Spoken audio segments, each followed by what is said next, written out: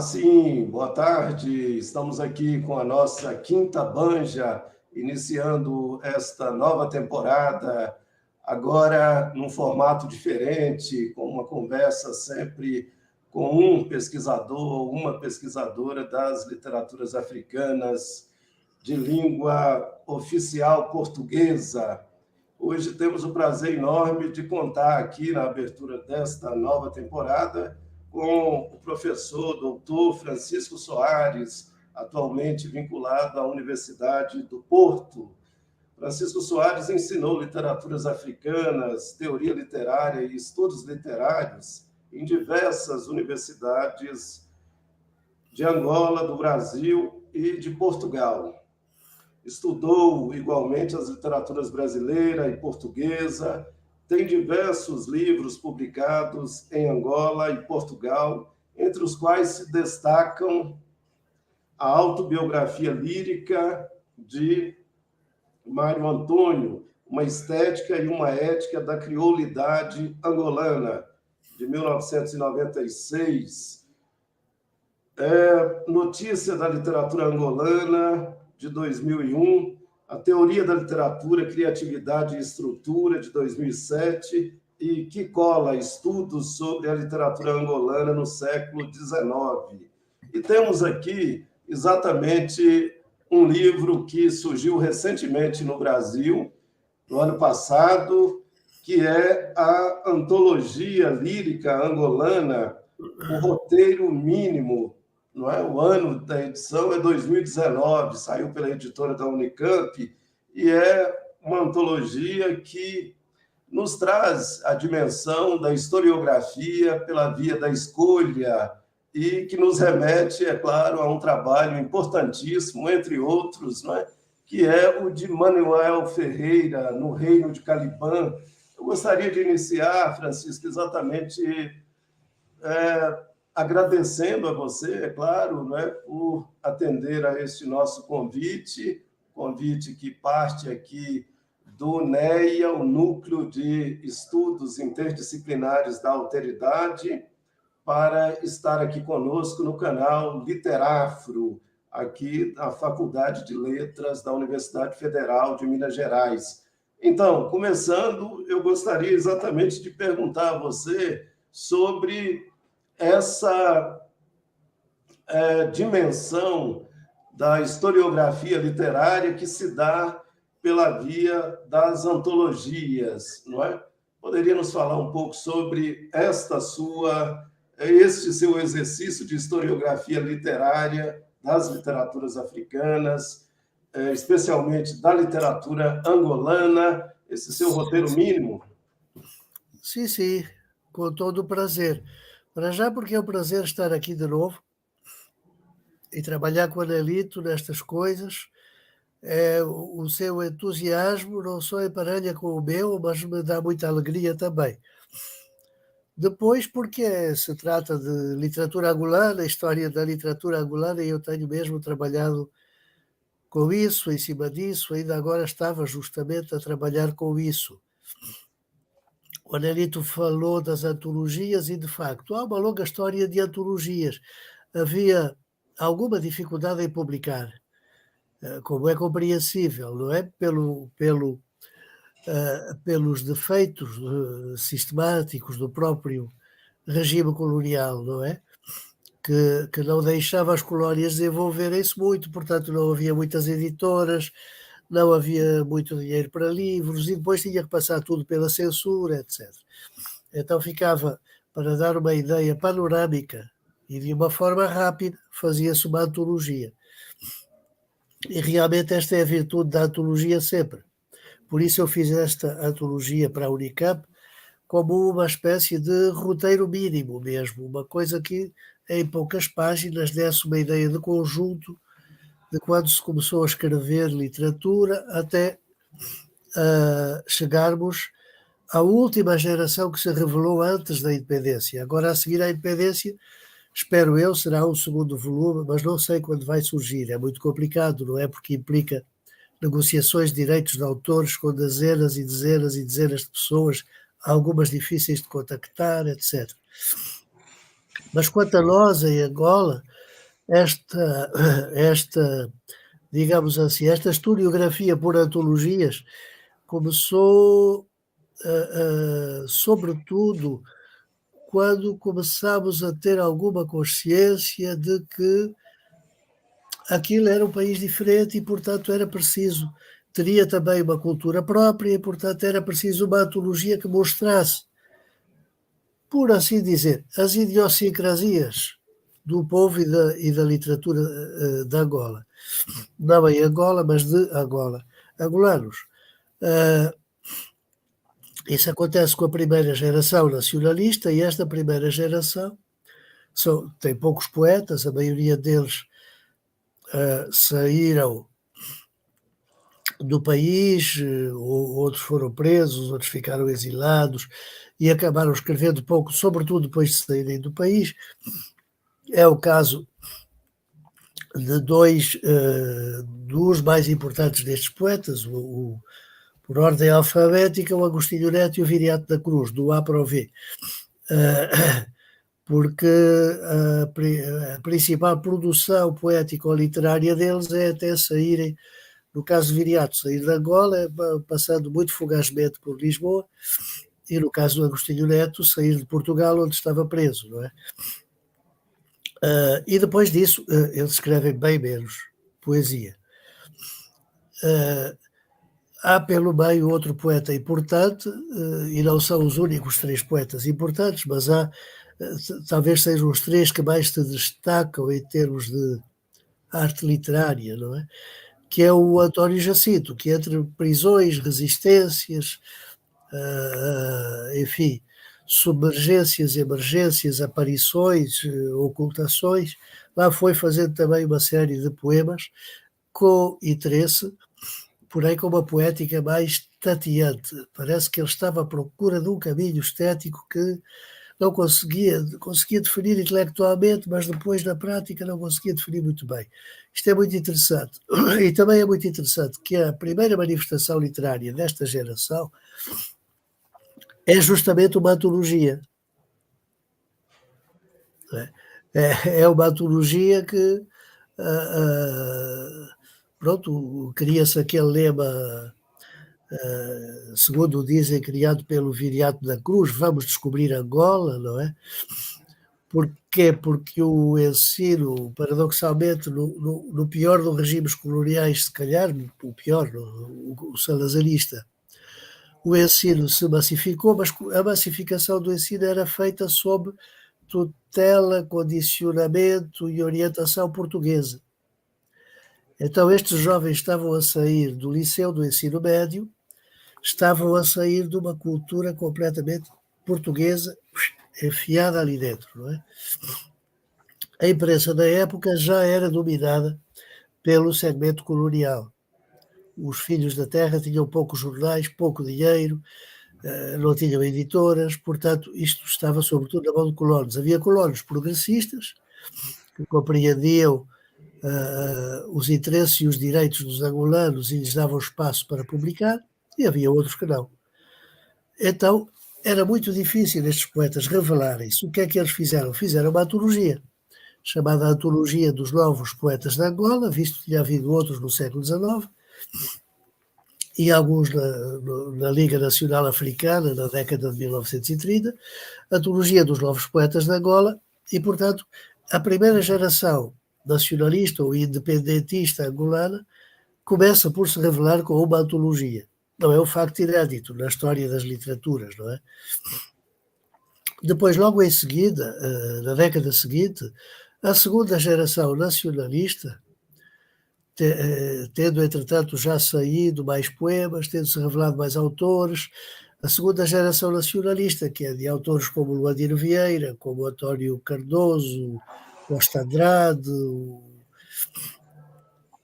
o Henrique Guerra, o Mário António, mas Divergente, e uma série de outros, começa a haver muitos nomes, muitos poetas, e os poemas vão saindo assim dispersos, e então eles pensam, temos que fazer antologias. Juntam-se na chamada Casa dos Estudantes do Império em Lisboa, e depois essa Casa dos Estudantes do Império, que é criada para acolher os estudantes que vinham do Império, para os unir em torno do ideal do Império. Ela vai trabalhar exatamente ao contrário e, entre outras coisas, vai organizar antologias para cada país. Então faz uma antologia para a poesia angolana, uma antologia para a poesia moçambicana, por aí vai. E é curioso que a antologia da poesia angolana surge organizada pelo Costa Andrade e bom, na altura assina como Carlos Eduardo, e é prefaciada pelo Mário António. Eles pedem ao Mário António para dar uma conferência em Luanda, se não me engano, em 1959. Estes jovens souberam dessa conferência, pediram ao Mário António o texto, gostaram do texto e publicaram. E fizeram depois um curto prefácio para marcarem a sua diferença relativamente ao que dizia o Mário António, porque eles já estavam a entrar em divergência. Mário António seguia numa linha mais estética, digamos assim, e os outros numa linha mais incidindo mais na mensagem partidária e despreocupando-se um pouco das questões estéticas. Embora, por exemplo, o Costa Andrade tenha sempre estado atento ao surrealismo, mas sobretudo ao concretismo, quer em Itália, quer em São Paulo. Portanto, eles não estavam desatentos da evolução estética ou literária, mas para eles esse era um ponto segundo. O ponto primeiro era a mensagem partidária, política imediata. E eles marcam essa diferença, mas ainda assim gostam do prefácio do Mário António e lá fica. E é curioso porque desde esta primeira antologia, que não é a antologia para revelar uma geração, a antologia dos novos poetas, mas é já a antologia para dar uma ideia do que foi a poesia em Angola até aquele momento, portanto, até o começo dos anos, da década de 1960, quando eles fazem esta antologia, eles já referem, quer o Mário António, quer os outros, a poesia tradicional. Como quem chamando de poesia tradicional, a que vinha das oraturas, bantus. Como quem diz, o sistema literário angolano não existe senão dentro de um sistema mais vasto, onde estão as oraturas. E isto marca uma certa diferença. Depois, a partir dali, quer no roteiro da literatura angolana do Hervedosa, que era o Carlos Eduardo, era Carlos Hervedosa, quer em outras antologias, até a última antologia, por acaso não tenho agora aqui nenhuma mão, uma que foi publicada há pouco tempo em Portugal, na editora Guerra e Paz, mas tem também edição online. É o contrário da minha. A minha é um roteiro mínimo, a deles é um roteiro máximo. Portanto, é o tijolo, mas onde se mete a poesia toda angolana desde o começo, desde os primeiros poemas que foram feitos em Angola, por gente ou nascida ou residente, até aos últimos dias, aos poetas dos últimos dias. É uma antologia muito completa. Mas também ela tem poemas em Ubundu, em Quanyama, em Kimbundu, em Kikongo, quer dizer, tem poemas das oraturas. Portanto, o sistema literário, ou seja, o sistema de arte escrita impressa angolano, só se reconhece como sistema em interação profunda com o sistema das oralidades, das oraturas. Isso, aliás, é notório na poesia, sobretudo a partir da década de 1940. Não se faz mais poesia em Angola sem haver esta ligação direta com as oraturas, com as oralidades, e sem a interferência direta das oralidades na poesia lírica e na narrativa. Basta ler os romances do Luandino Vieira e depois das gerações a seguir, do Boaventura Cardoso, do Pepe Tela e de muitos outros até hoje, e sobretudo do Anhangachito, né? Perdão. O último grande representante do chamado ambaquismo literário, que é um fenómeno muito interessante na nossa literatura e que tem precisamente relação com esta interação, interseção entre sistema literário e sistema das oralidades.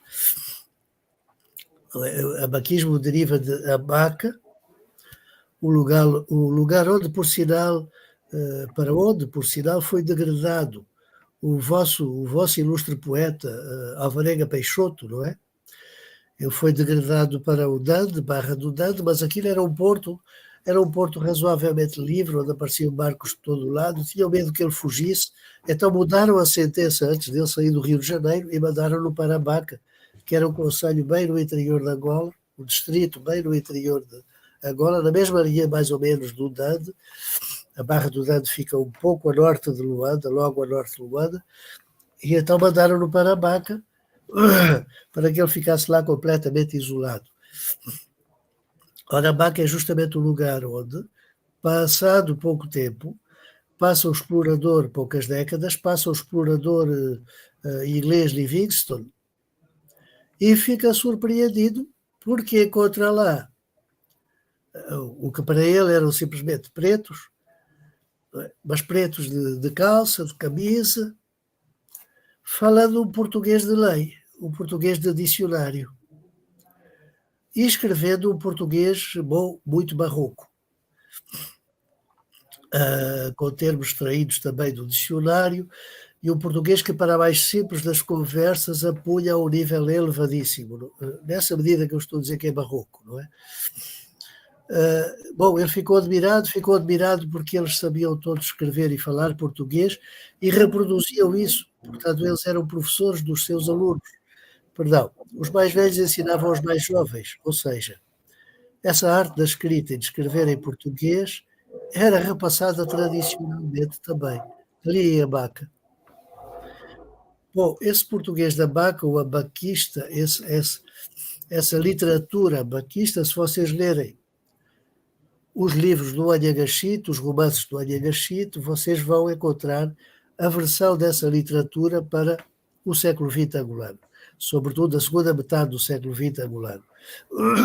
O Anhangachito, Mendes de Carvalho, consegue meter isso em forma escrita.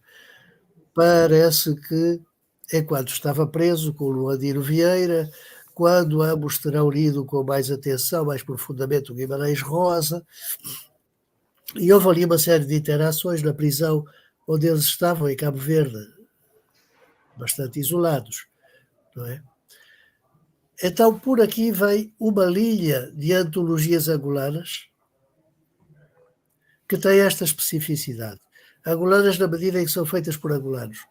Depois há uma outra linha, que é do Manuel Ferreira, de quem o Anelito falou há pouco. Foi meu professor, era um entusiasta, acompanhou a emergência das literaturas nacionalistas ou independentistas e revolucionárias, porque eram todas literaturas feitas, quer dizer, 90% daqueles poetas eram marxistas também, portanto não queriam apenas a independência, mas também a revolução socialista, como o próprio Manuel Ferreira. Ele acompanhou a emergência dessas gerações, aliás, casou-se e viveu toda a vida com Orlando Amarilis, uma excelente escritora de Cabo Verde, uma excelente contista cabo-verdiana, que era justamente da geração da certeza, a geração neorrealista cabo-verdiana, primeiro grupo neorrealista cabo-verdiano que se revela em 1944 na revista Certeza. Sintomaticamente em 1944, que é outra data que a gente tem de reter. Porquê? Porque caminha-se para o fim da Segunda Guerra Mundial. Isto é um fator importante.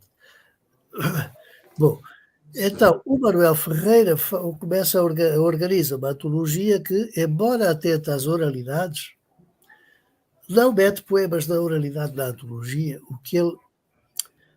Ele está a fazer uma antologia da poesia escrita.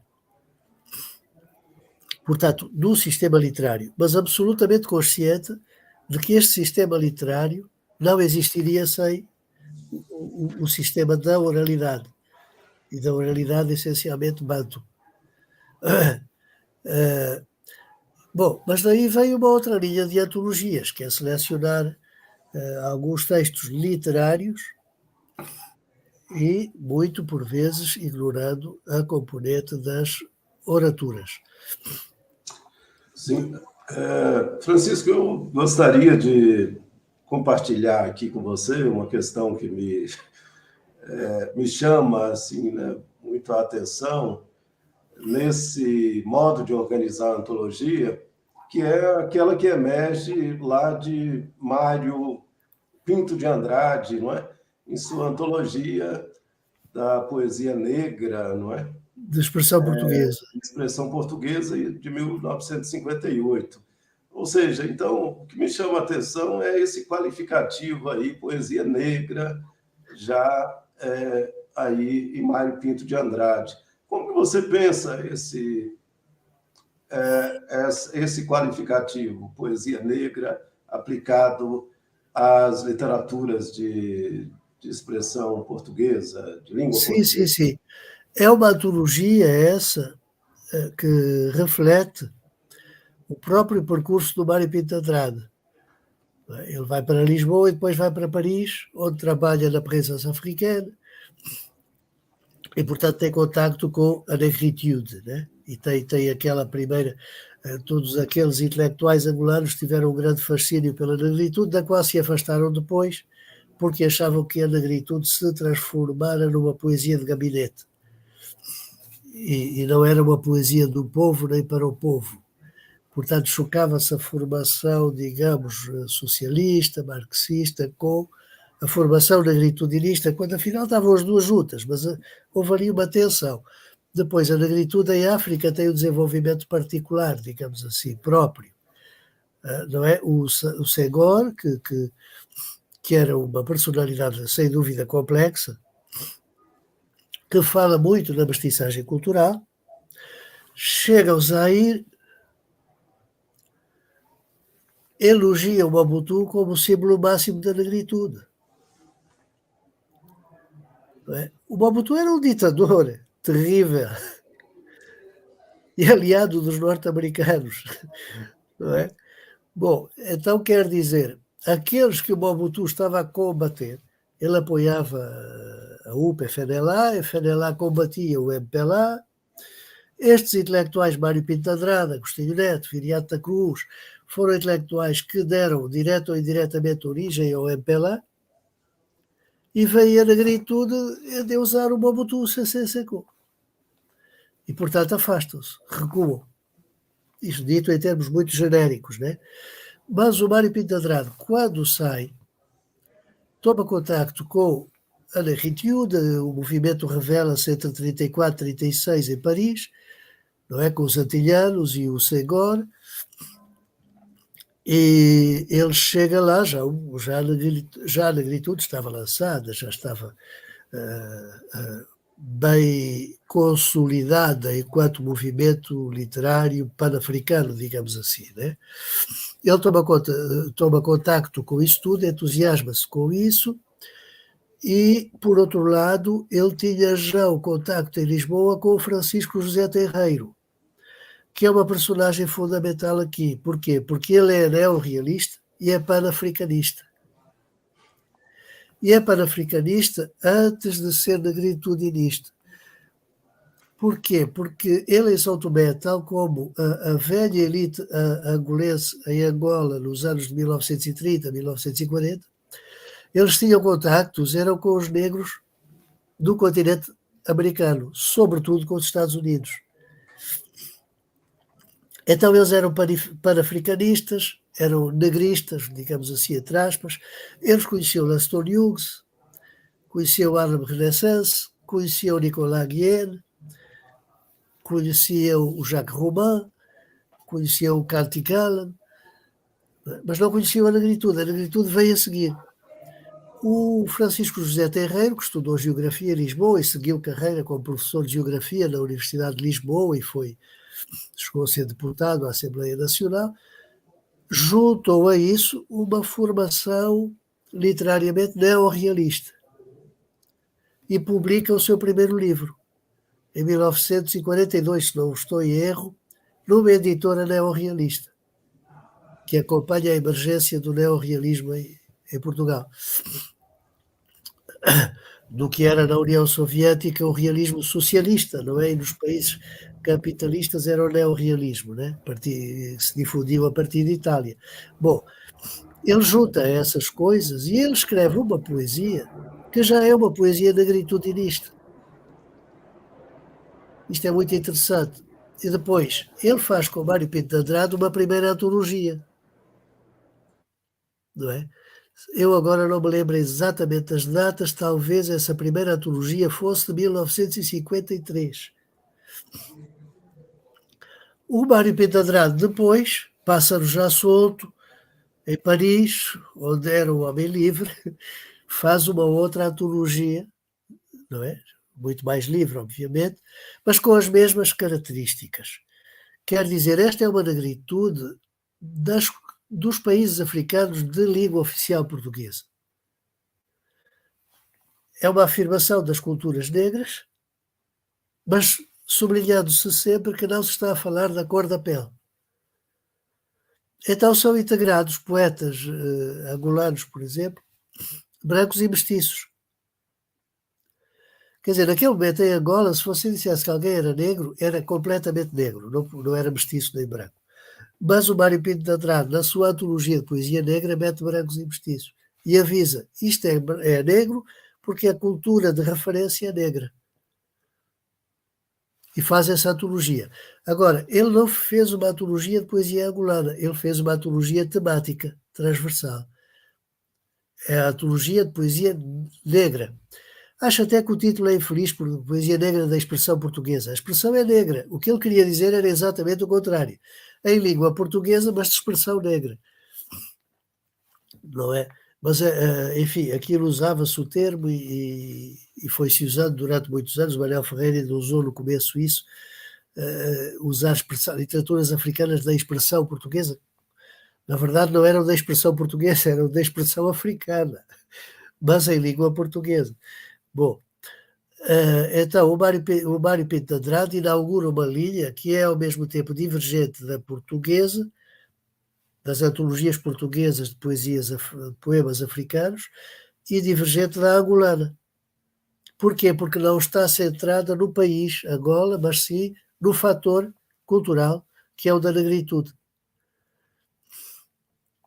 Então estas duas linhas, aquela que quer construir a poesia de Angola e aquela que quer construir a poesia negra, vão-se entrecruzando. Eles andavam todos juntos, eles fizeram juntos o MPLA, eles partiram juntos para a guerrilha, portanto não havia uma oposição, havia uma diferença a organizar antologias, havia uma diferença, digamos, na silabatónica. Para a silabatónica em determinado momento era o negro. Era o negro porquê? Porque o colonizador era branco, o colonizado era o negro. O que havia de mais diferente do colonizador era o negro, então era nele que se tinha de pegar para afirmar a independência. Portanto, havia aqui também uma razão estratégica, né? Para além de que as culturas negras eram, como se sabe, inferiorizadas pela cultura oficial. Fazia-se recolhas, etc., mas vistas como folclore, como uma curiosidade primitiva, não é? E como se sabe, a negritude reagiu contra isso, dizendo que a nossa cultura está ao nível da vossa. A civilização negra está ao nível da civilização branca. Temos que nos pôr ao mesmo nível. Então o esforço de Mário Pinto de Andrade vem nesse sentido. Mas depois, se você vir, por exemplo, essa segunda geração nacionalista, e ali entre a segunda e a terceira, a geração que se revela no fim da década de 1950, começo da década de 1960, que já mete o Jofre Rocha, que já mete o Manuel dos Santos Lima, e mete, como já disse, o Cardoso, o Luandino, o Henrique Guerra, o Costa Andrade, o Arnaldo Santos, né? Mete o Manuel dos Santos Lima, por exemplo, que publica no começo da década de 1960 um livro chamado Quissãs, do poeta colonial Tomás Vieira da Cruz. Tinha um livro chamado Quissãs. O Manuel dos Santos Lima publica um livro chamado Quissãs, né? Tem poema Quissãs. A poesia do Manuel dos Santos Lima é uma poesia negrista, de clara filiação no Harlem Renaissance e no Langston Hughes, e no jazz, na cultura jazzística norte-americana, se é que podemos falar assim, a cultura jazzística, eu penso que sim, não é? E morreu agora, por acaso, em Portugal, o grande divulgador do jazz em Portugal, não é? Seja-lhe feita homenagem. e fez um programa, era o programa mais antigo de rádio em Portugal, o programa 5 minutos de jazz. Era 5 minutos por dia junto aos noticiários. E, bom, para além de muitas mais promoções que ele fez do jazz em Portugal, tornou o jazz muito conhecido em Portugal, organizou festivais jazz, etc. Ora bem, a poesia do Manuel de Santos Lima é uma poesia assumidamente do negro, e do negro que se reivindica como negro. Se pegarmos na poesia da maioria dos companheiros de geração, é a poesia dos que se afirmam africanos e revolucionários, mas não tanto negro. Negro como o negro explorado, nós os negros explorados de todo o mundo e tal, mas não o negro que se afirma como negro e diz eu sou negro, o meu canto é negro, eu sou do jazz, eu sou disto, eu sou daquilo. Bom, essas duas linhas, isto é para dizer, vão-se cruzando, vão-se misturando. Aliás, nessa antologia que eu publiquei na Unicamp, dá para ver, estão lá os poemas do Manuel Santos Lima, está lá feita essa referência, e comparando os poemas do Manuel Lima com, por exemplo, os poemas do Arnaldo Santos, ou sobretudo do Costa Andrade, do António Cardoso, dá para ver a diferença de que eu estou a querer falar. Porém, essa diferença existia numa conjugação de esforços. Quer dizer que nós, quando lemos a posteriori, nós vemos, alto lá, estão aqui duas linhas divergentes, mas elas ali, naquele momento, eram convergentes. Sim, sim. Professor Francisco Soares, eu gostaria, né, que você nos falasse um pouco aqui sobre um dos casos mais complexos da literatura angolana, que é Viriato Francisco Clemente da Cruz, não é? Este ano completam-se 50 anos da morte de Viriato, não é? Que se deu em 1973, em Pequim, não é? Sim. Então, fale-nos um pouco sobre esse poeta importantíssimo. É um poeta fundamental. Para mim, como para o Mário António, é sem dúvida o melhor poeta da sua geração. E é um poeta que nos deu, logo desde cedo, o padrão, o paradigma da poesia angolana que seria praticado. O Agostinho Neto também foi importante, mas quando se tratava de escrever um poema, de organizar, de fazer um poema, era a maneira do Viriato que se fazia. Após a independência, o Agostinho Neto foi talvez mais influente do que antes da independência. Quer dizer, ele era influente como político, era um poeta também influente, era respeitado, ele é um poeta muito interessante, sobretudo o trabalho que ele faz sobre o ritmo e a aproximação que ele faz entre a oratória e o ritmo está muito bem feita, mas o Viriato da Cruz é que dá o paradigma daquela nova poesia angolana, não é? Quando eu disse isto, toda a gente, naquele momento, há poucos anos, e ficaram escandalizados, não é? Pá, isso não pode ser, porque o Viriato era um homem por um escrito. O que acontece com esse homem, e por isso ele suscita tanto interesse, é que ele era um homem extremamente íntegro, coerente, e portanto, foi marginalizado, estava condenado a isso, não é?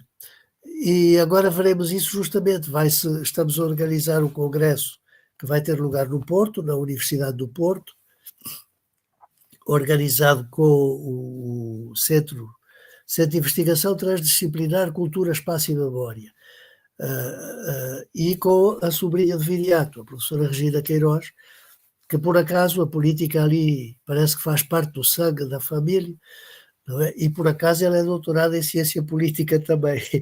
O tio dela, sem ter feito nenhum doutoramento, era um homem de uma extrema argúcia em termos de ciência política e de cultura política.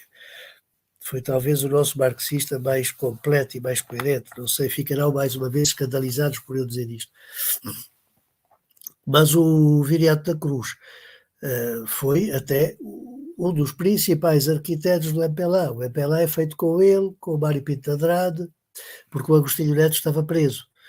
E eles consideravam o Agostinho Neto o presidente de honra do MPLA. E quando ele saísse, entregavam-lhe a presidência, como de facto fizeram. Só que entregaram imediatamente, houve desentendimento entre o Neto e o Viriato, e a partir daí o Viriato passou a ser um proscrito. E vai acabar exilado na China,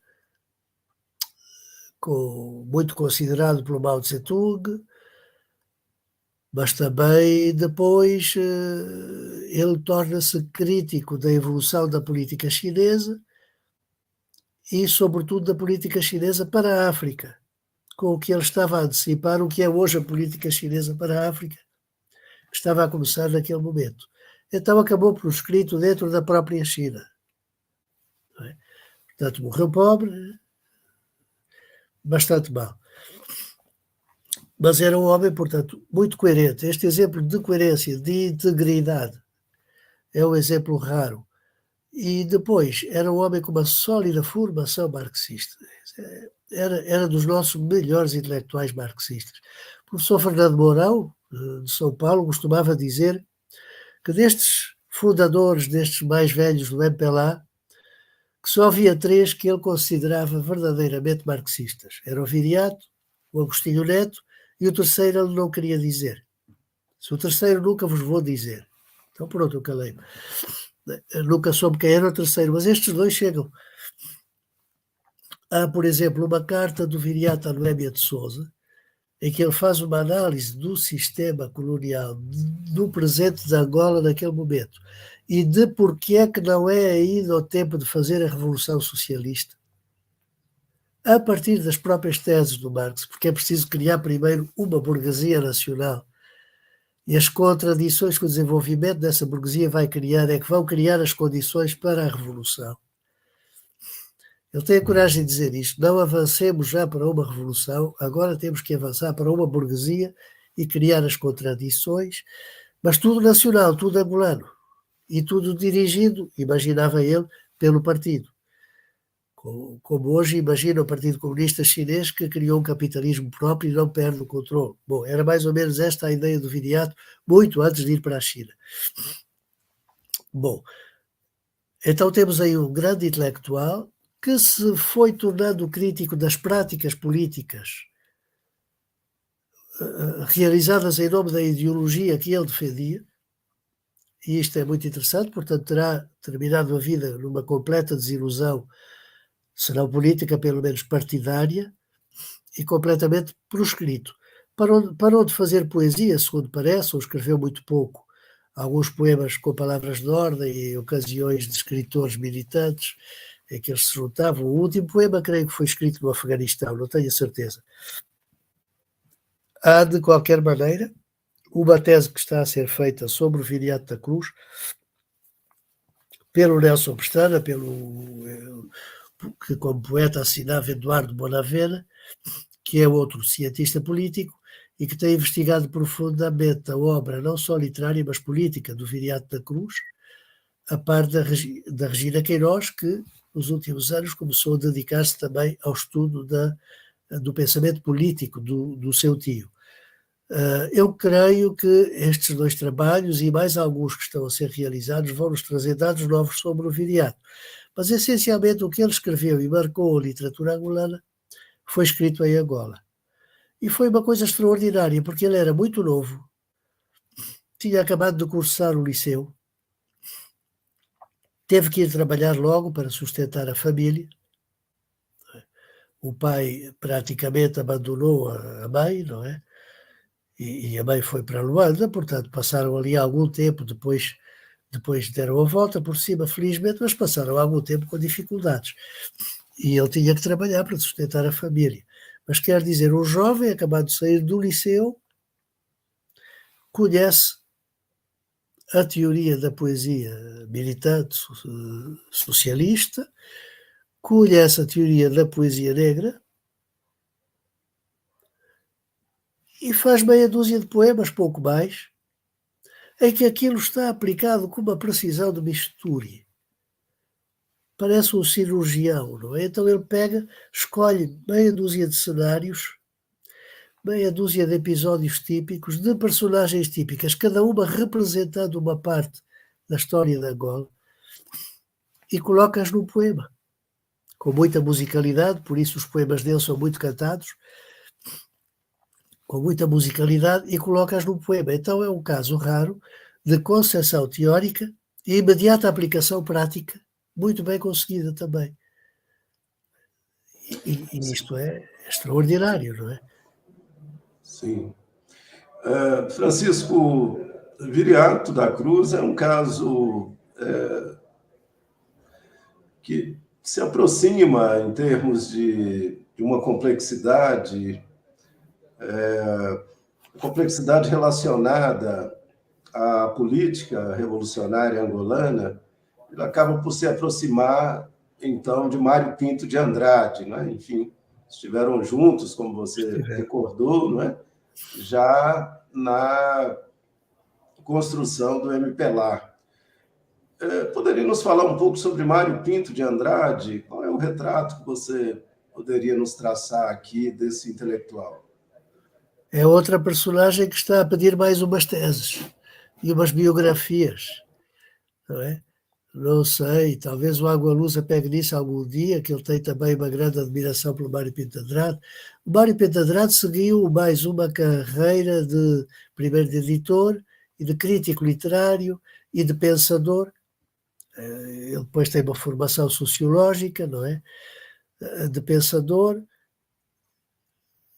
e menos uma carreira literária, não é? Teve as primeiras tentativas quando era bastante novo, mas não medrou, não foi por ali. Portanto, a carreira dele é mais como conferencista, ativista político, aí coincide com a de Viriato, mas como poeta não.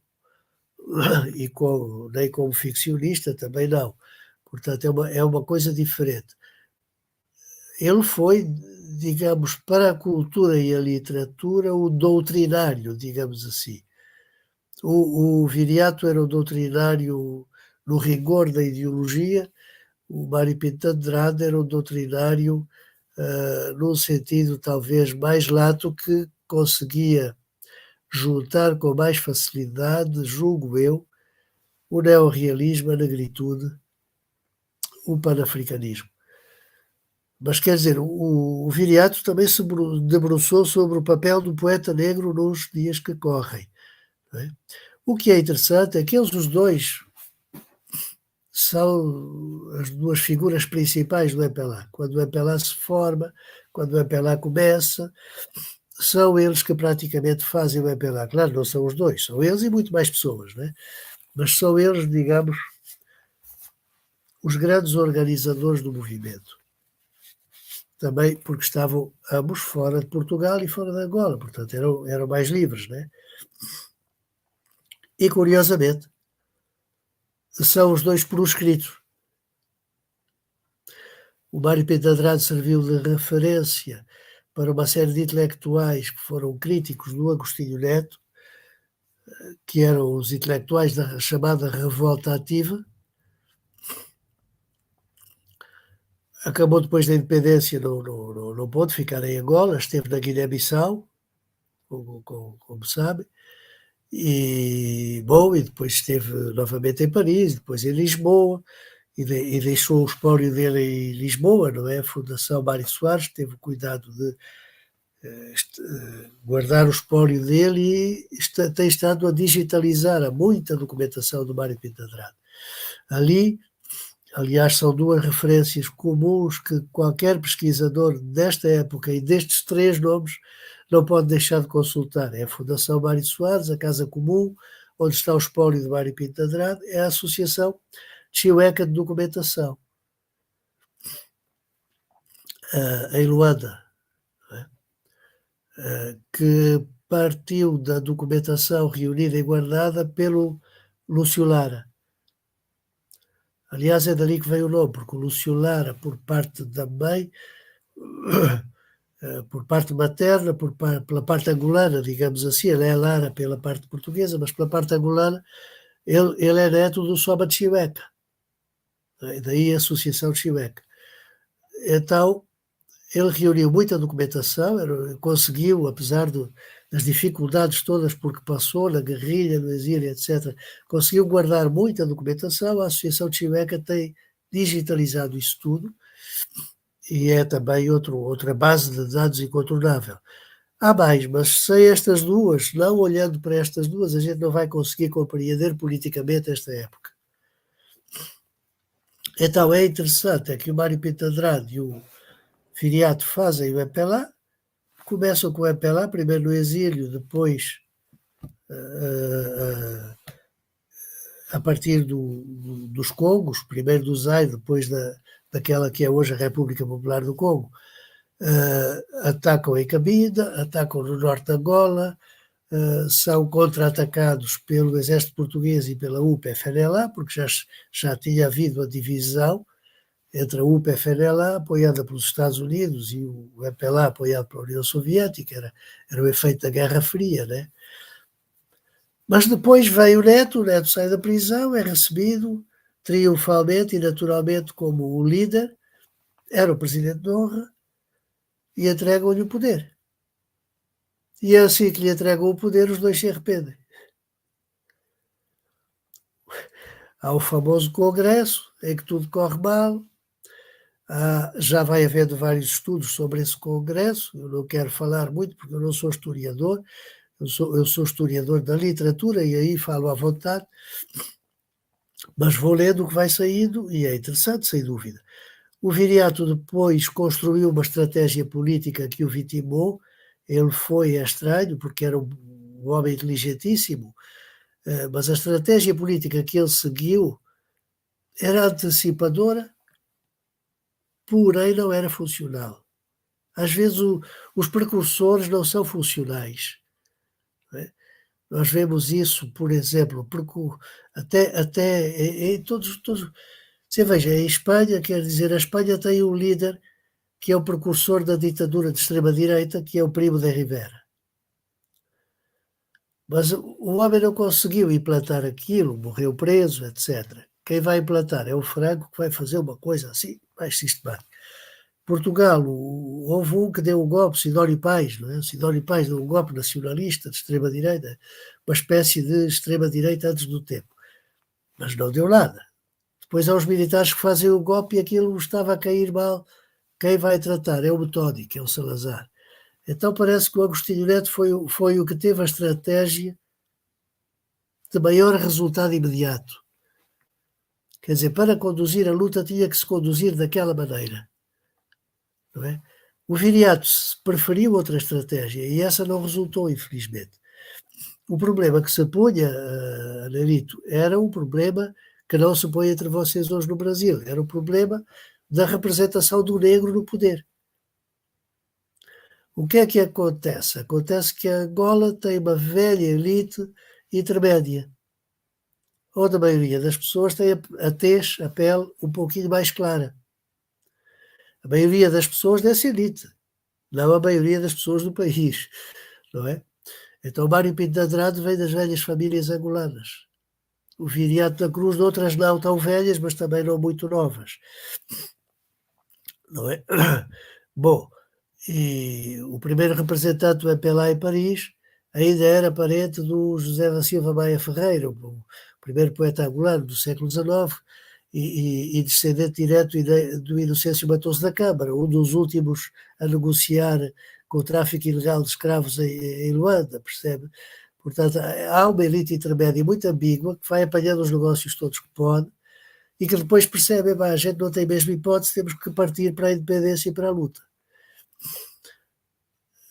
Ora bem, quando se forma a Organização de Unidade Africana, os países africanos começam a ficar independentes, sob a égide da negritude, do panafricanismo. E aparecem lá os mestiços e até alguns brancos, ou pelo menos pessoas com a pele muito clara. Quer dizer, nós vemos aqui lutar para a África e tal, sim senhor, a nossa África e tal. Espera aí, mas esses quem são? Né? Há um caso, aliás, posterior às independências. Uma conversa entre dois líderes africanos a propósito do golpe de Estado na Guiné-Bissau, dos muitos que eu ali. Né? O autor do golpe vira-se para os dois presidentes e diz: você é, e diz o nome da etnia. Você é de etnia X, Y, descende deste, descende daquele, vieram dali. Vira-se por você é da etnia tal, não sei o quê, vem daqui, vem dali. Eu sou da etnia tal, vim daqui, vim dali. Esse que eu derrubei é quem? Ora, era dessa elite intermédia que se tinha formado nas zonas litorárias. Então, isto era argumento para marginalizar essas pessoas. No entanto, a maioria das pessoas que tinha feito o MPLA eram essas pessoas. Claro, Então, o claro. Nós Viriato da estamos Cruz entrando tomou aqui, uma Francisco. posição. Hã? Oi, me desculpe, estamos entrando nos 10 minutos finais, Então vamos que já é deixar uma isso. hora de programação. Eu gostaria de encaminhar uma última questão Sim, sim. sobre Agostinho Neto, não é? Qual o Sim, lugar sim. que Agostinho Neto ocupa nesse sistema literário, digamos assim, ainda em formação, não é? Em Angola? Agostinho Neto, que, lembrando, está aqui, naturalmente, na sua Está, está. antologia lírica angolana, não é? É um poeta Por favor. incontornável. É um poeta incontornável. E depois da independência, até há poucos anos, era a principal referência da juventude na poesia. Até porque os poemas do Viriato não circulavam. Circulavam, mas não legalmente. Hoje o Viriato é muito mais uma referência da juventude do que o Agostinho Neto, penso eu, pelo que vejo, não é? Pelo que se vê nas redes sociais, etc. Mas o Agostinho Neto é um poeta que não se pode ignorar. Aliás, é interessante que o Mário António Fernandes de Oliveira, que muito admirava o Viriato da Cruz como poeta, diz há três grandes poetas nessa primeira geração. É o Agostinho Neto, o António Jacinto e o Viriato da Cruz. Para ele, o Viriato era o poeta, o grande poeta, o melhor poeta. A seguir o Agostinho Neto e depois o António Jacinto. Mas, portanto, o Mário António, que não tinha nenhuma simpatia pelo Agostinho Neto, reconhece, a seguir ao Viriato é o Agostinho Neto. Então, quer dizer, eles são, digamos, os dois pilares, os dois padrões daquele momento de definição do que devia ser a poesia angolana. O Agostinho Neto com uma poesia mais próxima, como disse, da oratória, e o Viriato com uma poesia, como é que a gente está a dizer, mais de análise sociopolítica. Repare que o Agostinho Neto era também dessas famílias intermédias, mas já o pai dele era pastor protestante. E já o pai dele tinha participado de uma manifestação com os panfletos autonomistas em Angola, mais ou menos nos anos em que ele nasceu, no princípio da década de 1920. Eles eram protestantes. O Agostinho Neto é criado no seio da Igreja Metodista. E os primeiros textos em prosa dele parecem sermões para a Igreja. Isto vai marcar a poesia dele, não só pelo jogo das metáforas, por exemplo, a metáfora da luz e da noite, a noite simbolizando a opressão, a depressão, o colonialismo, a luz, a libertação, a revolução, etc. Isso vem da Bíblia, isso vem das igrejas, não é? Não só por aí, mas também pelo pendor oratório da poesia dele. Ele parece estar sempre a fazer um discurso. Agora, ele consegue organizar esse discurso de maneira a não esquecer a importância do ritmo. E ritmo oscilante. Quer dizer, se o Nelito ouvir, já ouviu de certeza absoluta. Tocar marimba em Angola são ritmos oscilantes, não é? Quem toca marimba não toca como é mais comum, por exemplo, na música erudita europeia, faz-se por, até pelo menos ao começo do século XX, a base eram as simetrias. Na poesia também, a base eram as simetrias. Uma nota para aqui, outra para ali. Duas para aqui, uma para aqui, então uma para aqui, duas para ali. Há sempre uma relação matemática e quase geométrica entre as várias partes do poema, por exemplo. Na marimba, não. Na marimba há oscilação. É uma coisa mais fluida, mais próxima das águas. Não é uma oscilação. Ora, o Agostinho Neto não se esquece disso. O ritmo dele é oscilatório. O Viriato também não. O Agostinho Neto está talvez mais marcado, porque ele faz muitos cortes rítmicos. De vez em quando põe o verso mais longo, mas depois corta. Está a ver? E, portanto, o Viriato era capaz de meter um verso de 15 sílabas, que eram 3 versos de 5 sílabas. O Agostinho Neto cortaria esses versos em 3 e não os punha juntos. Fazia mais segmentação do texto. Nós vamos depois ver isso, por exemplo, no Costa Andrade. Ele também faz muito isso, mas já por influência do concretismo. O concretismo, sobretudo, acho eu, que o paulista, mas também o concretismo italiano. Bom, mas no Agostinho Neto não havia ainda concretismo. O que há é este sentido do ritmo oscilatório, oscilante, não é? Então, a mim, por exemplo, o que mais me interessa não é tanto o discurso político, porque esse é evidente, ele diz aquilo que quer dizer, não é? O que me interessa mais é o sentido do ritmo que ele tem, que ele consegue aliar ao pendor oratório que lhe vinha já da igreja. E isso já tinha sido notado pelo Mário António. Eu já tinha falado no pendor oratório da poesia do Agostinho Neto, que ele achava mais intelectualizado ou mais intelectual que a do Viriato.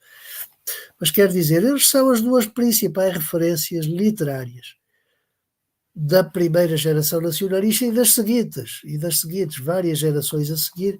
Quer dizer, os dois pilares, as duas colunas é o Agostinho Neto e o Viriato da Cruz, por ordem alfabética. Meu querido Francisco Soares, professor, eu gostaria de agradecer imensamente, mais uma vez, a sua disponibilidade para estar aqui conosco nesta nova temporada da Banja Encontros com as Literaturas Africanas de Língua Portuguesa. Estamos, lamentavelmente, chegando ao fim. É uma hora agora de conversa, de boa conversa. E, enfim, né, abrir esta nova temporada com a sua participação é motivo de muito orgulho para mim, é motivo de muita satisfação para todos nós aqui no Literafro, no NEA, não é? Estamos exatamente buscando fortalecer cada vez mais a pesquisa, o interesse, antes de mais nada, né? Este é um projeto de extensão universitária, não é? O interesse pelas literaturas africanas de língua oficial portuguesa, e sem dúvida nenhuma que o seu trabalho, não só o trabalho de crítico, mas também o de criador, trabalho de poeta, trabalho, não é? De excelência que vem realizando há tanto tempo, não é? Para nós, é importantíssimo aqui nesse processo de fortalecimento do interesse pelas literaturas africanas de língua portuguesa. Então, espero poder contar com a sua participação em outros momentos aqui também. Não é? Deixo aqui também um espaço para as suas considerações finais. Muito obrigado, Anelito. Eu estou muito contente porque vejo que esses seus projetos criam raízes e estão a avançar e a aumentar, a alargar, não é? E participo sempre com entusiasmo, como se viu, e falando então de Angola, ainda bem que há um fim, ainda bem que temos um limite, porque senão não me calava. Mas é sempre com entusiasmo que participo e espero que vocês vão muito longe com esses vossos projetos. Sim. Vocês estão com uma ótima programação, eu acho que isto vai ser muito bom para divulgar, numa perspectiva atualizada e desenvolvida, as literaturas africanas de língua portuguesa aí no Brasil. Como dizia o cantor brasileiro, estou contigo e não abro, eu estou convosco e não abro. Claro, meu querido. E mostro mais uma vez a sua antologia lírica angolana, roteiro mínimo. Não é? Esse muito mínimo obrigado. aqui Por tem uma acaso não certa tenho modéstia, é um roteiro preciso, um roteiro crítico, sensível, dos mais importantes, não é? Da literatura angolana. Então, espero revê-lo em breve. Um grande abraço. Um grande abraço, Anelito, um grande abraço para toda a gente que nos acompanhou e muito sucesso, bom sucesso. Muito obrigado, Chico. Estamos juntos. Grande abraço. Grande abraço. Obrigado a Arion, custódio, né, que foi quem nos acompanhou aqui também, nos deu suporte aqui para o programa. Temos aqui também a agradecer ao professor Marcos Antônio Alexandre, que é o coordenador geral aqui do NEA e também do projeto Banja Encontros com as Literaturas Africanas de Língua Portuguesa. Até mais. Até mais. Adeus.